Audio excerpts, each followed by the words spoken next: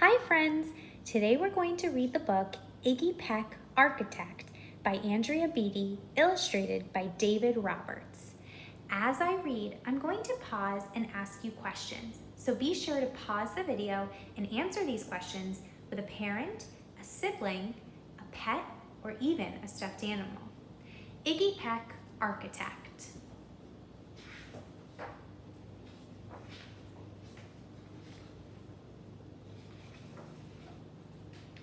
Young Iggy Peck is an architect and has been since he was 2, when he built a great tower in only an hour with nothing but diapers and glue. "Good gracious, Ignatius," his mother exclaimed, "that's the coolest thing I've ever seen." But her smile faded fast as a light wind blew past, and she realized those diapers weren't clean. "Ignatius, my son, what on earth have you done? That's disgusting and nasty. It stinks."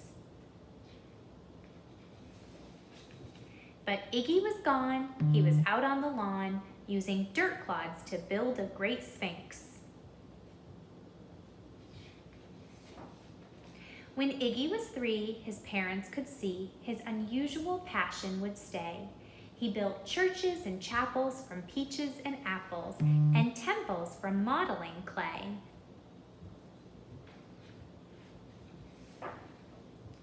At dinner one night, to his father's delight, Iggy got a bright gleam in his eye, and out on the porch built the St. Louis Arch from pancakes and coconut pie.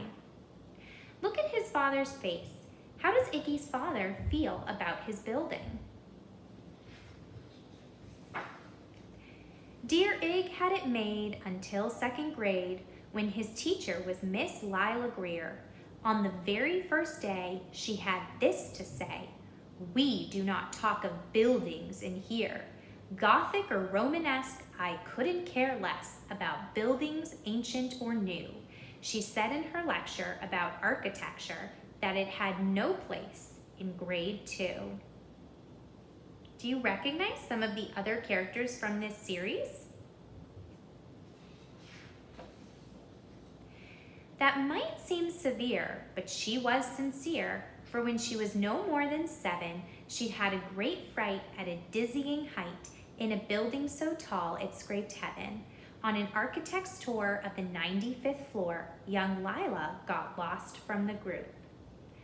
So why does Miss Lila Greer not allow architecture to be talked about in her classroom? She was found 2 days later in a stuck elevator eating cheese with a French circus troupe. After that day, it's quite safe to say she thought all building lovers were nuts. As a teacher, she taught that, above all, one ought to avoid them. No ifs, ands, or buts. As you might guess, it would cause Iggy stress to hear such terrible talk. But he didn't hear. He sat in the rear while building a castle of chalk. "You, Iggy Peck, your desk is a wreck. Tear down that castle right now. You will not build in here. Is that perfectly clear? Do you need to see Principal Howe?" "No, ma'am," Iggy said. He lowered his head, and his heart sank to the floor. With no chance to build, his interest was killed. Now 2nd grade was a bore. Using the words in the pictures, how does Iggy feel? After 12 long days that passed in a haze of reading, writing, and arithmetic, Miss Greer took the class to Blue River Pass for a hike and an old-fashioned picnic. They crossed an old trestle to a small island nestled in the heart of a burbling stream. But they no sooner passed than the footbridge collapsed, and Miss Lila Greer started to scream.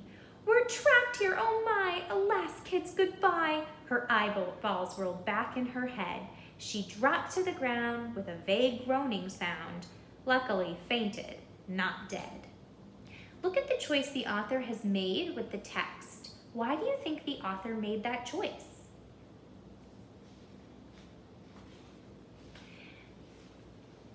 The class class was amazed, they stood there quite dazed, uncertain of what they should do.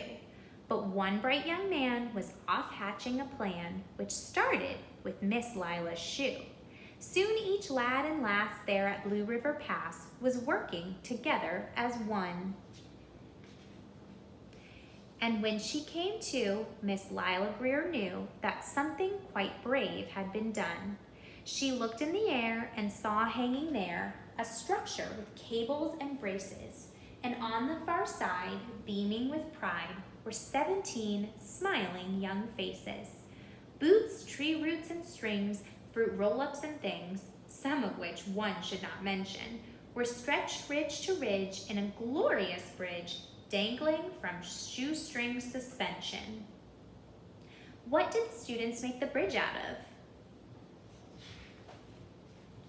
It all became clear to Miss Lila Greer as she crossed that bridge over the stream. There are worse things to do when you're in grade 2 than to spend your time building a dream. Now every week at Blue River Creek Elementary in 2nd grade, all the school kids can hear, along with Miss Greer, how the world's greatest buildings were made. The weekly guest speaker in t-shirt and sneakers talks of buildings from Rome to Quebec. Of course, he's the guy who builds towers from pie, that brilliant young man, Iggy Peck. By the end of the book, Miss Lila Greer has changed her opinion of buildings and architecture. What changed her opinions? That was the book, Iggy Peck, Architect. Now, you can answer some questions. What happened in this story? Use words like first, then, next, and last to summarize the story. What was your favorite part? You can say, my favorite part was blank because. And lastly, what is the author teaching us? You can say the author is teaching us, or the lesson was.